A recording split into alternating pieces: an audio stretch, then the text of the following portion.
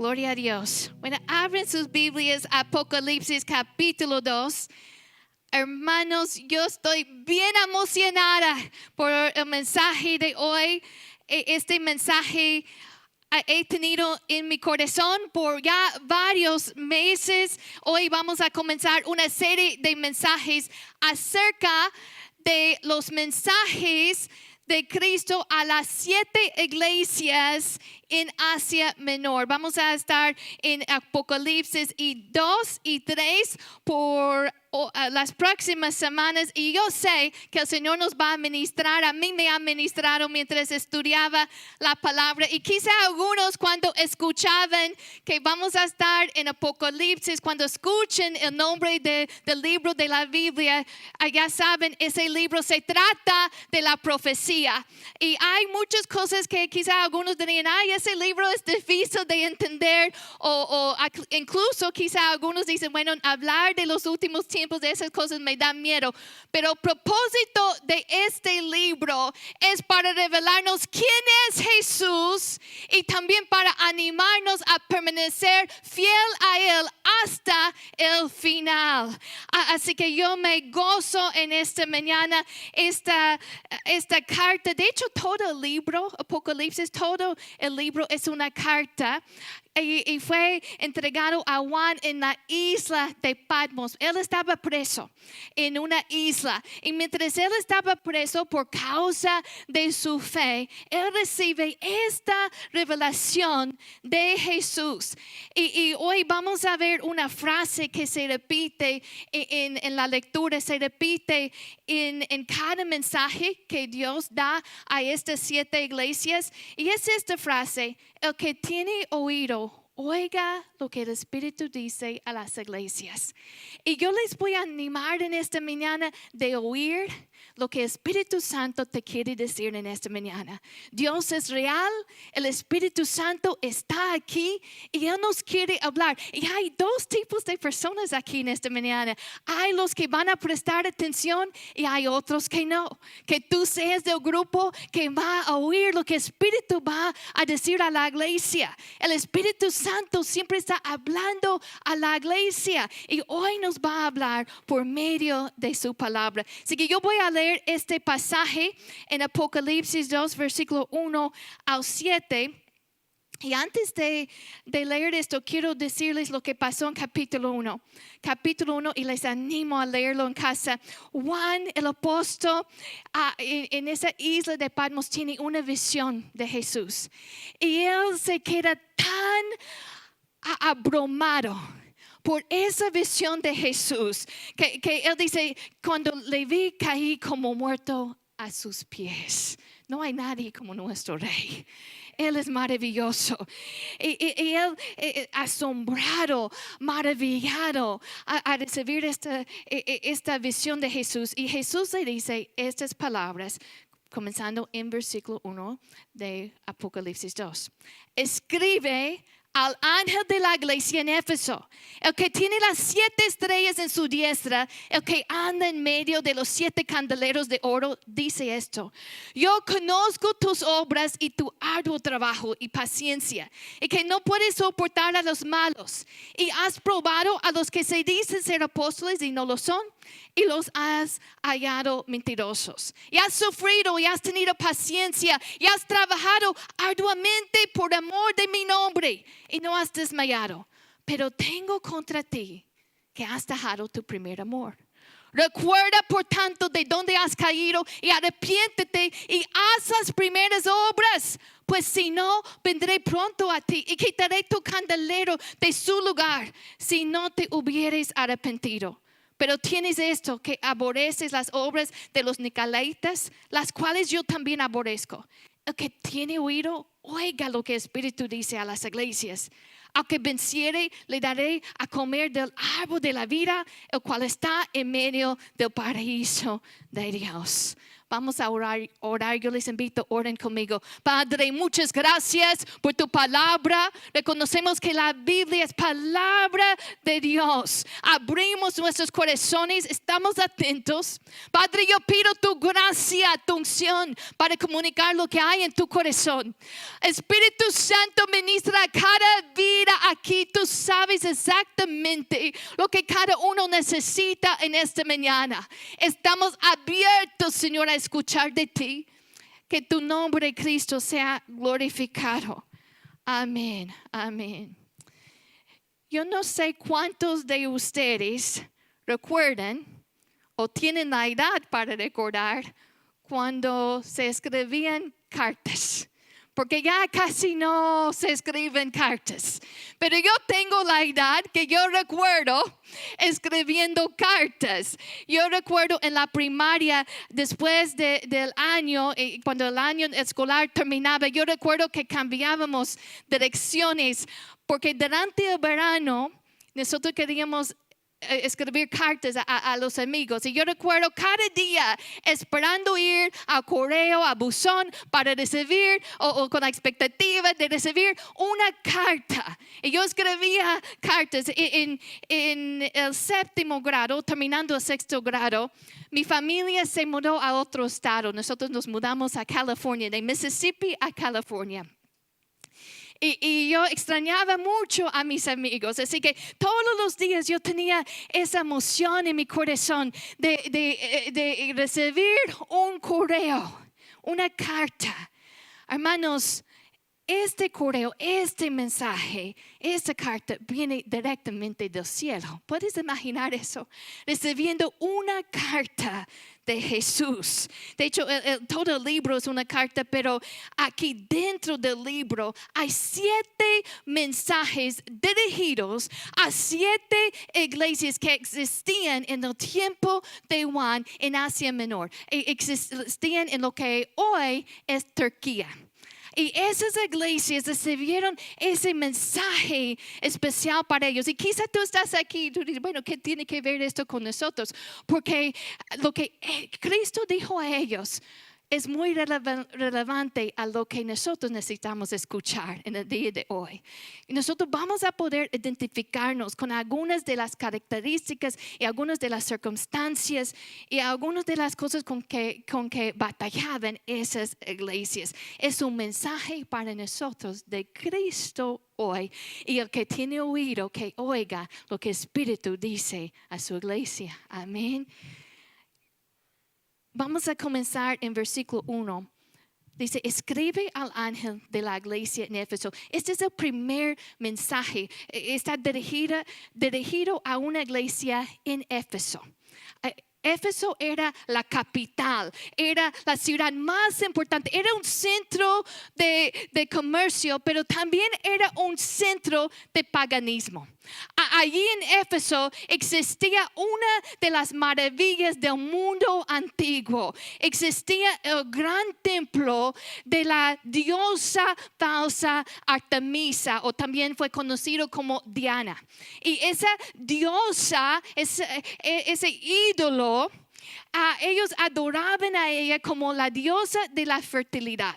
Y como prácticas idólatras que practicaban la prostitución. Había allí prostitutas y prostitutos que allí como parte de la idolatría allí hacían sus prácticas en ese templo. Así que era un centro de idolatría, un lugar difícil. Hermanos, nosotros vivimos en una edad donde hay mucha inmoralidad. Y el Señor nos llama a permanecernos puros y mantenernos fieles a Él, aún en medio de una cultura tan pagana. Aquí dice, escribe al ángel de la iglesia en Éfeso. ¿Quién es el ángel de la iglesia? No tenemos tiempo de ver todo el capítulo 1, pero viendo el contexto, el ángel se refiere al pastor. Así que esta carta, este mensaje fue entregado al pastor para que el pastor pudiera entregar ese mensaje a la iglesia.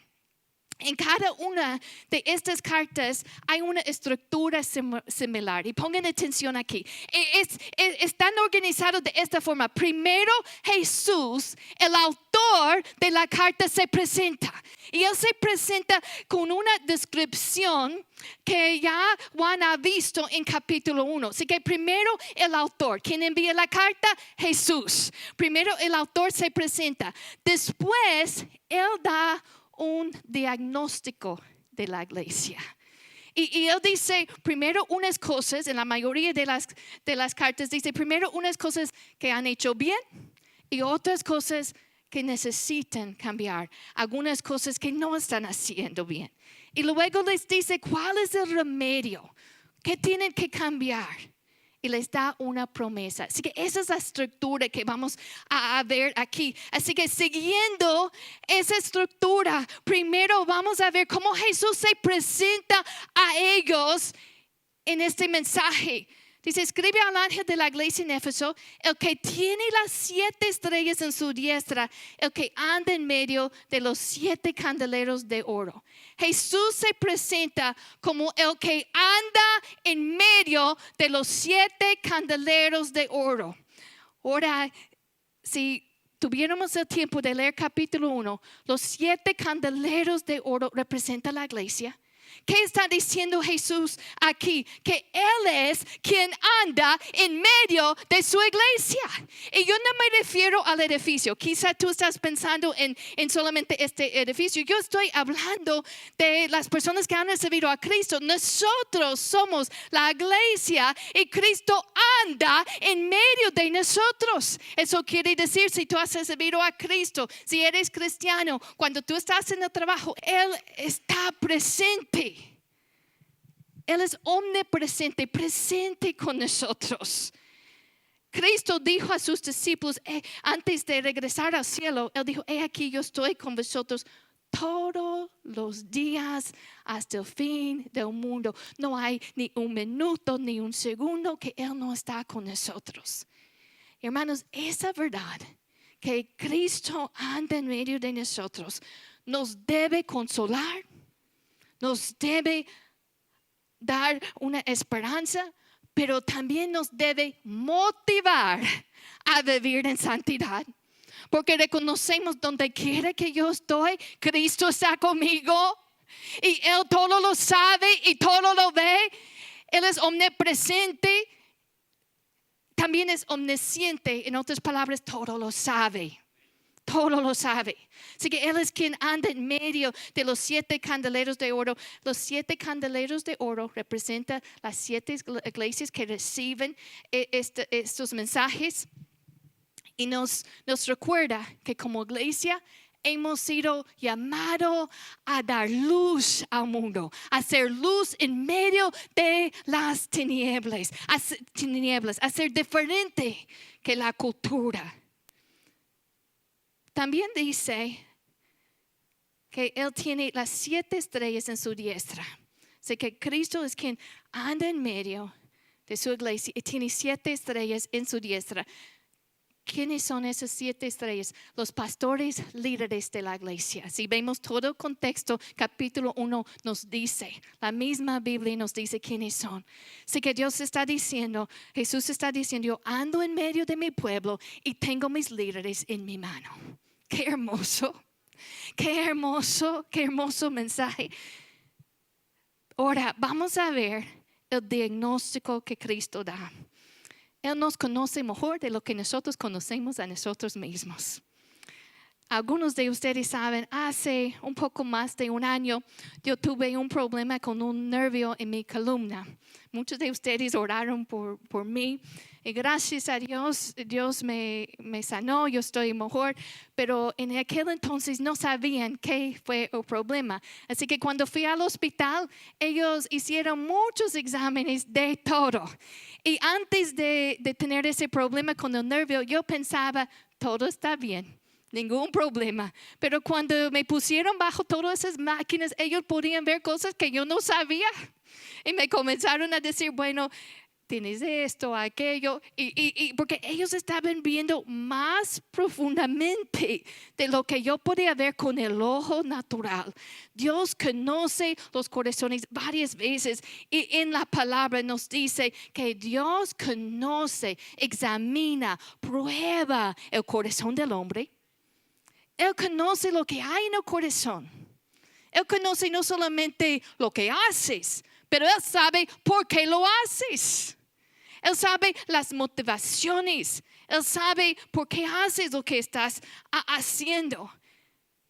Y él aquí dice, en versículo 2, dice, yo conozco tus obras. Esa frase es repetida en cada mensaje a estas 7 iglesias. Yo conozco tus obras. Y ahora vamos a ver qué es lo que Cristo dice que ellos están haciendo bien. Hay una lista de cosas que él menciona primero como virtudes. Estas cosas son positivas. Están haciendo esto bien. Y si nosotros como iglesia, quizás si hubiéramos estado recibiendo esta carta, hubiéramos pensado, wow, qué bien estamos haciendo. Escuche esto. Él dice, él menciona su arduo trabajo, su paciencia. No pueden soportar a los malos. Habían mantenido la sana doctrina. Dice, has probado a los que se dicen ser apóstoles y no lo son, y los has hallado mentirosos. En otras palabras, tenían buena enseñanza, sana doctrina. Has sufrido y has tenido paciencia. Y has trabajado arduamente por amor de mi nombre y no has desmayado. Así que todo eso suena bien, ¿verdad? Que él está celebrando. Ustedes son muy trabajadores. Es una iglesia trabajadora. Ustedes se mantienen fiel a la enseñanza buena. Ustedes se mantienen puros en medio de una generación, en medio de una cultura de inmoralidad. Ustedes han resistido esas presiones. Había mucha presión, así como hoy en día hay mucha presión. Ellos estaban bajo mucha presión y habían resistido esa presión. No solamente eso, hay un hombre que quizá muchos de nosotros no sabíamos cuando lo leímos en versículo 6. Mira lo que dice versículo 6. Tienes esto, que aborreces las obras de los nicolaítas, las cuales yo también aborrezco. Es interesante esto porque como cristianos somos conocidos por el amor, pero él dice, ustedes odian estas prácticas de los nicolaítas. ¿Y quiénes eran esas personas? Eran personas que acomodaban sus creencias conforme a lo que querían hacer, conforme a sus prácticas. Y hoy en día hay personas que quieren acomodar la Biblia para apoyarse en ciertas prácticas no bíblicas. Y esas personas creían que lo que uno hace con el cuerpo no afecta el alma. Era una enseñanza falsa. Ellos pensaron, bueno, como lo que hacemos con nuestro cuerpo no afecta nada, entonces podemos disfrutar de esas prácticas de inmoralidad y no ser juzgados. Era una enseñanza falsa. Y hasta Dios odiaba esa creencia. Hermanos, la Biblia dice que debemos huir de la inmoralidad. Que Dios nos llama a vivir en pureza, vidas puras. Y ellos habían odiado esa inmoralidad, porque Dios odiaba esas prácticas de inmoralidad. Hermanos, la palabra de Dios nos dice que el temor de Jehová es aborrecer el mal. Entonces, si amamos a Dios, debemos odiar lo que Él odia. Él odia el pecado. Él odia esas prácticas de inmoralidad. Y esas personas que enseñaban y creían, bueno, lo que hacemos con el cuerpo no nos afecta. Podemos hacer lo que queremos. Y eso era una enseñanza falsa. Porque lo que hacemos con nuestro cuerpo sí nos afecta y debemos usar nuestro cuerpo para honrar al Señor y mantenernos puros. Que esa iglesia habían resistido esas tentaciones y habían trabajado duro.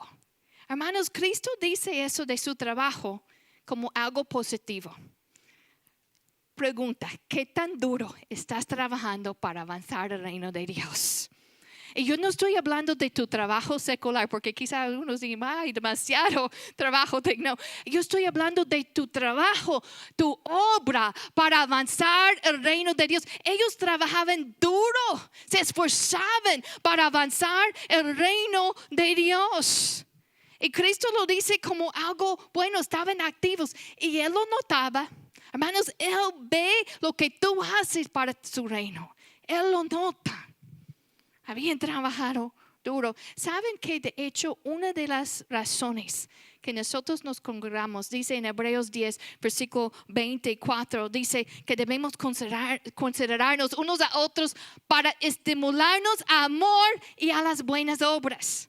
Así que una de las cosas que nosotros hacemos aquí cuando estamos congregados es estimularnos a amar y hacer buenas obras. Es lo que yo espero que yo estoy haciendo esta mañana, es estimularte a amar y hacer buenas obras. Y tú también puedes ser usado para Dios, para motivar, animar a otros a amar y hacer buenas obras. Esto es lo que ellos hacían. Bueno, de trabajo, trabajaban duro, tenían buena doctrina, resistían la presión, resistían la inmoralidad. Pero llegamos al versículo 4 y escuchamos esta palabra, pero tengo contra ti. ¿Pueden imaginar escuchando esas palabras de Jesús? Es cuando como alguien te dice, ay, tenemos que hablar. Y tú sabes que no es bueno. Dice, pero tengo contra ti que has dejado tu primer amor. Pablo escribió una carta a esa iglesia también, muchos años antes de que Juan escribe. Y cuando Pablo escribe a esta iglesia, en el primer capítulo, él habla de su amor. Pero ¿qué es lo que pasó? En algún momento habían dejado su primer amor. En algún momento, poco a poco, habían tomado decisiones que habían hecho que ellos se habían enfriado en su relación con Cristo. Ya no le amaban como antes. Otra versión lo dice de esta forma. Sin embargo, hay algo que no me gusta de ti. Y es que ya no me amas tanto como me amabas cuando te hiciste cristiano.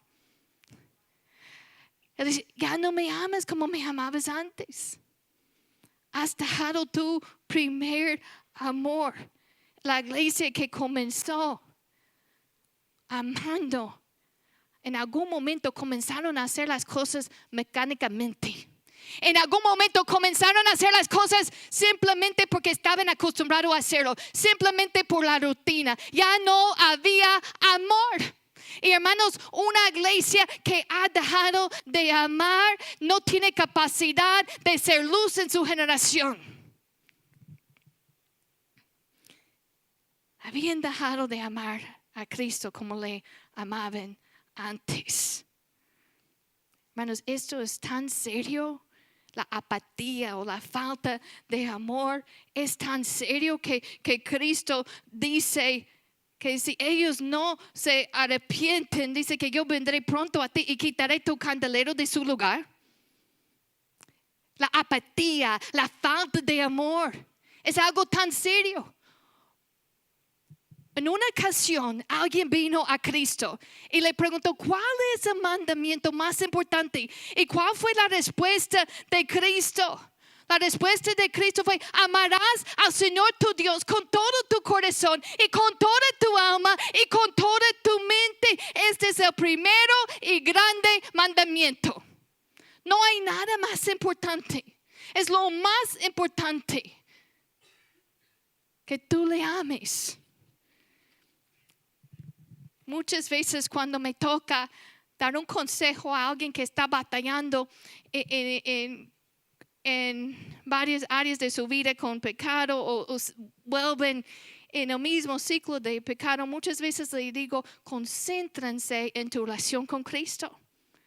Porque si eso está bien, si le amas a Él, le vas a obedecer. ¿Cómo sabes que amas a Cristo? Porque en la Biblia, amor es una decisión, no es una emoción. La emoción es involucrada, pero amar es una decisión. ¿Cómo sabes que tú amas a Cristo? Yo creo que hay dos formas. Primero, en tu obediencia.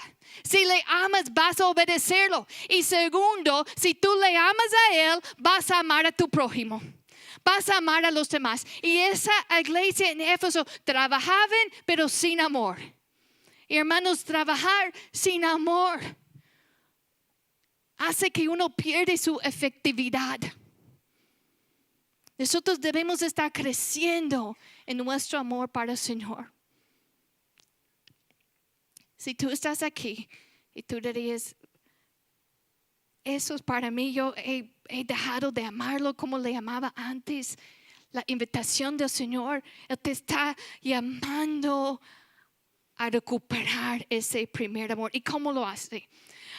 Cristo no solamente da el diagnóstico, esta es la condición, Él sabe la condición del corazón, Él también da el remedio. Y quieren saber cuál es el remedio, cómo puede uno recuperar su primer amor. Sí, porque si somos honestos, cada uno de nosotros en algún momento hemos comenzado a enfriarnos.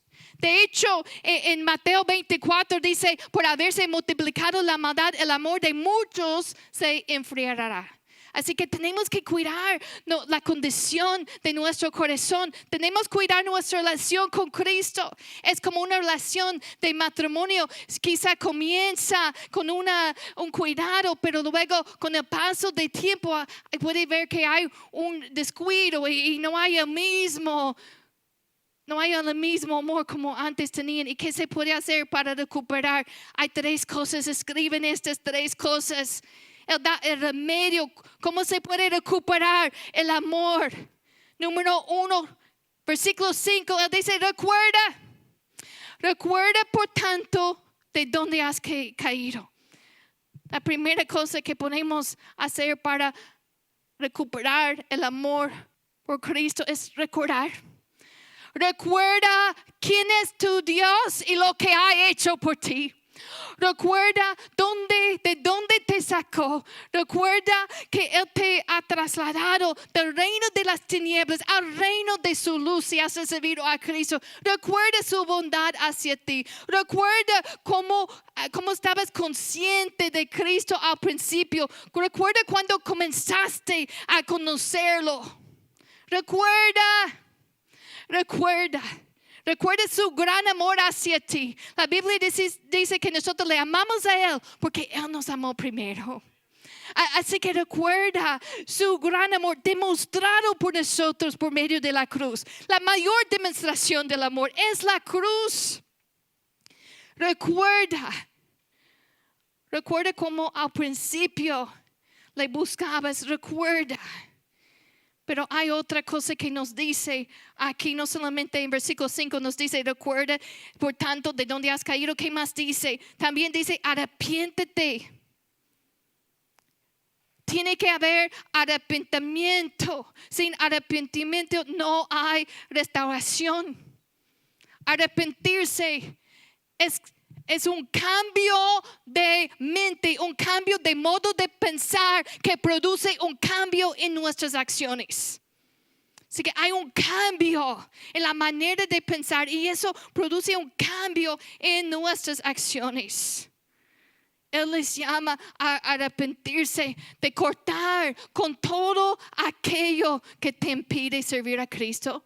Corta con todo que está haciendo que ese amor no esté tan ferviente como antes. Corta, arrepiéntete.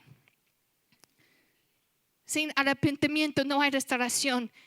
Así que primero Él dice, recuerda. Después Él dice, arrepiéntete. Y que esa tercera cosa que Él dice aquí en este pasaje. Él dice, haz las primeras obras. Haz las primeras obras. Esa frase puede estar diciéndonos que debemos hacer lo que hacíamos antes cuando nosotros comenzamos a servir a Cristo. Esas prácticas fundamentales como alimentarnos de la palabra, pasar tiempo en oración, congregarnos. Haz esas prácticas que alimenten tu amor por Cristo. Pero también nos puede estar diciendo que debemos hacer lo primero, en otras palabras, lo más importante, que tengas las prioridades correctas, que Cristo sea número 1 y que le busques con todo tu corazón. Es como un matrimonio que ha comenzado a perder el amor en el matrimonio. ¿Y qué es lo que hacen? Recuerden esos momentos al principio, cuando se conocieron, cuando eran novios. Se arrepienten de las cosas que han hecho malo y hagan las primeras obras. En otras palabras, tienen las prioridades correctas. Y por ejemplo, el esposo comienza a tratar a la esposa como trataba como cuando era su novia. Así que haz las primeras obras. Y eso nos habla de cómo nosotros podemos recuperar ese amor por Cristo. Después del remedio, hay una promesa. Vamos a concluir con la promesa. Al final, versículo 7, nos dice, aunque venciere, le daré a comer del árbol de la vida, el cual está en medio del paraíso de Dios. Muchas veces nosotros hablamos del árbol. Recuerden Adán y Eva cuando Dios creó al primer hombre y mujer. Ellos tomaron del árbol de conocimiento de bien y mal. Y hablamos de ese árbol. Pero allí en el jardín había otro árbol nombrado, y es el árbol de la vida. Y cuando Adán y Eva pecaron, ellos fueron expulsados del jardín y ya no tenían acceso a ese árbol de la vida. Pero ahora la promesa de Cristo es que al que venciere le daré a comer del árbol de la vida, el cual está en medio del paraíso de Dios. En otras palabras, lo que Adán y Eva perdieron por su pecado, ahora por medio de Cristo, Él nos restaura. Y tenemos la promesa de tener acceso al árbol de la vida. Y vamos a pasar la eternidad para los que han recibido a Cristo en el paraíso de Dios. Este mundo no es un paraíso. Este mundo hay tanto sufrimiento. Pero no es el final de la historia. Un día Cristo va a regresar. Y si tú has aceptado a Cristo como tu Señor y Salvador, entonces Él te va a llevar al cielo, al paraíso, y allí no habrá más tristeza, ni más dolor, ni más lágrimas. Tendrás acceso al árbol de la vida, una comunión perfecta con Dios. Y si tú estás aquí, si no has tomado esta decisión, hoy puede ser un buen día para aceptar a Cristo. Para decir, hoy yo decido seguirlo a Él. Póngase de pie. Cierren sus ojos, por favor.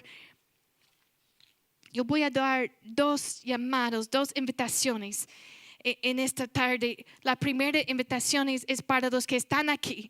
Y si tú no conoces a Cristo, tú no estás caminando con Él, no tienes una relación con Él, yo quiero que sepas en esta mañana que Dios tiene un plan para tu vida. Él te ama, Él quiere tener esa relación contigo, y Él murió en la cruz y pagó el precio por el perdón de tus pecados para que tú puedas tener esa comunión con Él. Cierren sus ojos, por favor, y comiencen a orar, comiencen a conversar con el Señor. Si tú estás aquí, si no estás siguiendo a Cristo y tú hoy quieres tomar una decisión a decir, yo reconozco que he pecado, yo reconozco que yo necesito que Cristo me limpie de mis pecados, yo lo quiero seguir a Él, yo quiero recibirlo. Levanta la mano bien alto si habrá alguien que diría, hoy yo quiero seguir a Cristo. No voy a llamarlo al frente, simplemente voy a orar allí donde usted está. ¿Habrá alguien aquí?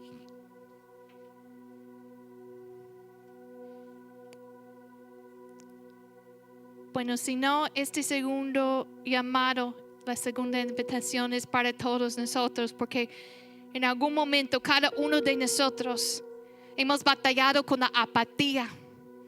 Hermanos, ir a la iglesia no debe ser aburrido. Servir a Dios no debe ser una carga. Y si es así, hay un problema. Dios quiere que lo hagas porque le amas. Dios quiere que tengas un amor ferviente para Él y para tu prójimo. Si has perdido, si has dejado tu primer amor. Hoy vamos a acercarnos al Señor y vamos a recordar. Vamos a arrepentirnos. Y vamos a hacer un compromiso de tener las prioridades correctas. Buscando a Cristo encima de todo. El altar está abierto si quiere venir aquí y postrarse. Vamos a orar juntos. Yo les voy a dirigir, pero por favor les pido de todo corazón, no solamente escuchen mi oración, oren. Oren, busquen a Dios, platiquen con Él. Vamos a recordar. Vamos a recordar. Recuerda quién es Dios. Que no es un diosito, es el Rey del universo. Recuerda que ha hecho Cristo por ti, que murió en la cruz por ti. Tú eres tan valioso que el Padre mandó a su único hijo y Él sufrió y murió en la cruz por ti. Él te ama más de lo que puedes imaginar. Tú eres tan especial para Él, tan valioso. Tú vales tanto para Él, que Él estuvo dispuesto a pagar el precio más alto por tu salvación. Recuerda eso. Recuerda, comiencen a hacer memoria. Si has recibido a Cristo, si lo conoces, recuerda cuando comenzaste tu relación con Él, esa pasión, ese entusiasmo. Recuerda a través de los años, las veces que has visto su mano, vez tras vez. Recuerda de su fidelidad. Iglesia amada, recuerda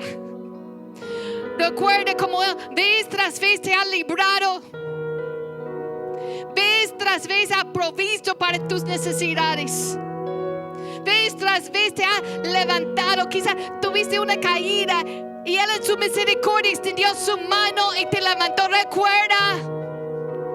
Recuerda esas cadenas que rompió. Recuerda eso. Recuerda en esa ocasión donde tú no sabías a dónde correr y corriste a Él y Él te escuchó. Él escuchó tu clamor y tuvo misericordia de ti y te abrazó, te levantó. Recuerda que sus misericordias son nuevas y han sido nuevas cada día de tu vida.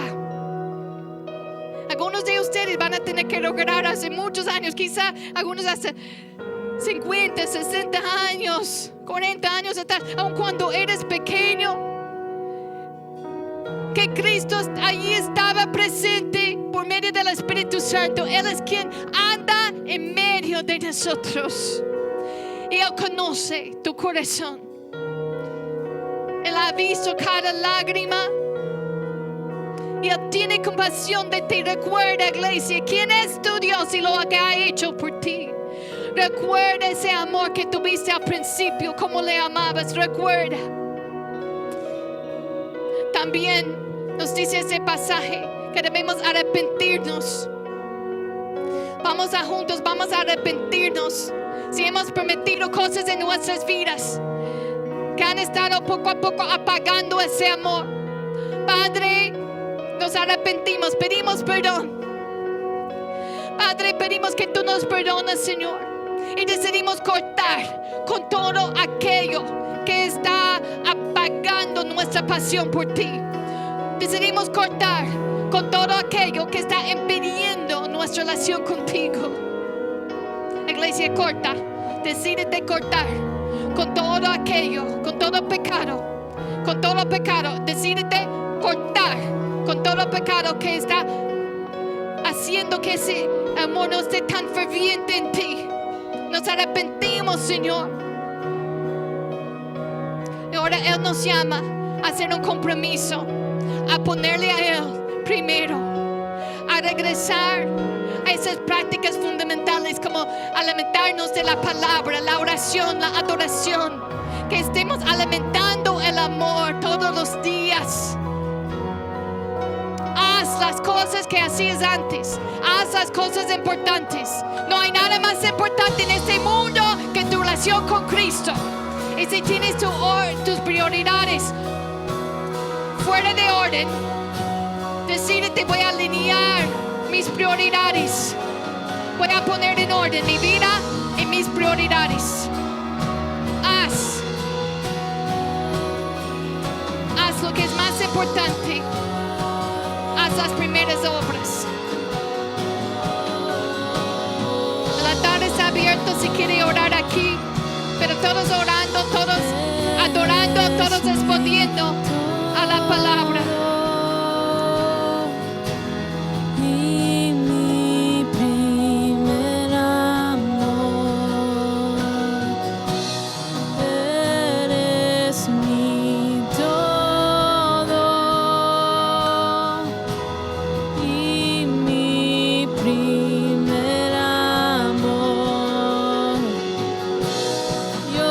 Still my first love. You're still my only one. You're still my first love. You're still my. Oh Cristo, yo te amo. Cristo, yo te amo.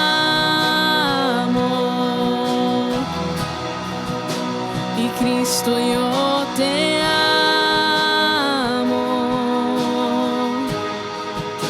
No hay nadie como tú, Jesús.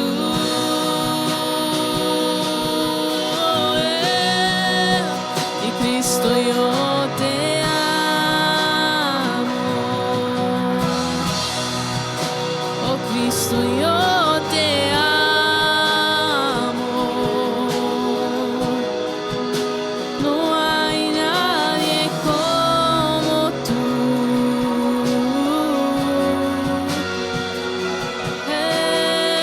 Jesús.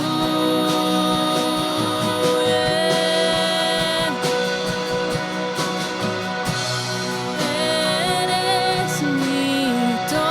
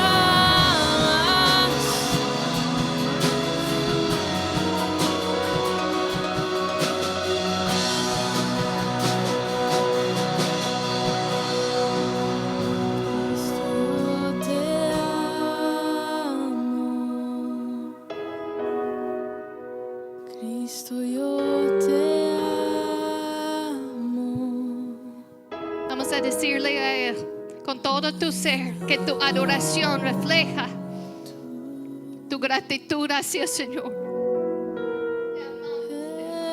Jesús,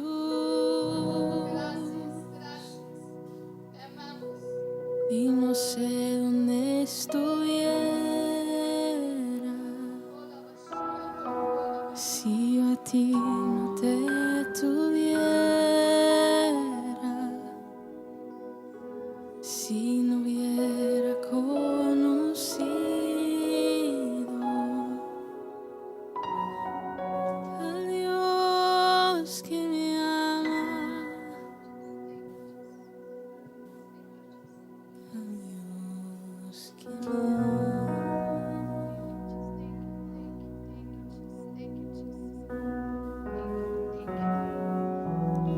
Thank you, Jesus. Thank you, Jesus. Gracias, Cristo, que tú estás con nosotros, que tú andas en medio de nosotros. Te honramos, te amamos. Iglesia, yo estoy segura que Cristo hubiera podido dar una lista de muchas fallas en esta iglesia, así como nosotros. Si fuéramos nosotros haciendo un diagnóstico de alguien, quizá hubiéramos dado una lista. Bueno, no haces esto bien o aquello bien, pero Él menciona una cosa: has dejado tu primer amor. Y es como que dijera, concéntrense en eso, concéntrense en amar a Él. Y si le amas, le vas a obedecer. Si le amas, vas a servir. Si le amas, vas a perdonar a otros. Si le amas, vas a amar a tu prójimo. Concéntrense en amar a Él encima de todo. Ese es el primer y mayor mandamiento.